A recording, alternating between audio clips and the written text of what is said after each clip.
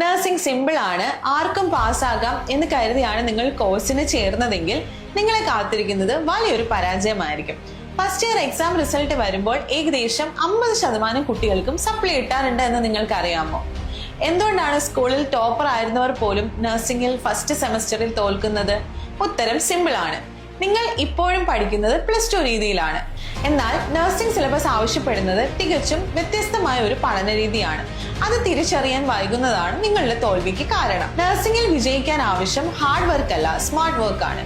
Text book മുഴുവൻ കാണാപ്പാഠം പഠിക്കുന്നതിന് പകരം ഹൈ ഈൽഡ് ടോപ്പിക്സ് കണ്ടെത്തി പഠിക്കണം. ഫോർ എക്സാമ്പിൾ, അനാട്ടമിയിൽ എല്ലാ മസിലുകളെ കുറിച്ച് പഠിക്കുന്നതിന് പകരം ക്ലിനിക്കലി പ്രാധാന്യമുള്ള മസിലുകളും അവയുടെ ആക്ഷനും മാത്രം ഫോക്കസ് ചെയ്യുക.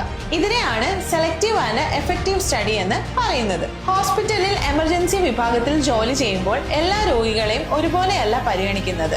ട്രയേജ് വഴി ആർക്കാണ് ആദ്യം ചികിത്സ വേണ്ടതെന്ന് നമ്മൾ തീരുമാനിക്കും. ഇതുപോലെ പഠനത്തിലും ഏത് വിഷയത്തിനാണ്, ഏത് ടോപ്പിക്കിനാണ് മുൻഗണന നൽകേണ്ടതെന്ന് തീരുമാനിക്കാൻ പഠിക്കണം. പക്ഷേ ഈ ഹൈ ഈൽഡ് ടോപ്പിക്സ് എങ്ങനെ സ്വന്തമായി കണ്ടുപിടിക്കാം?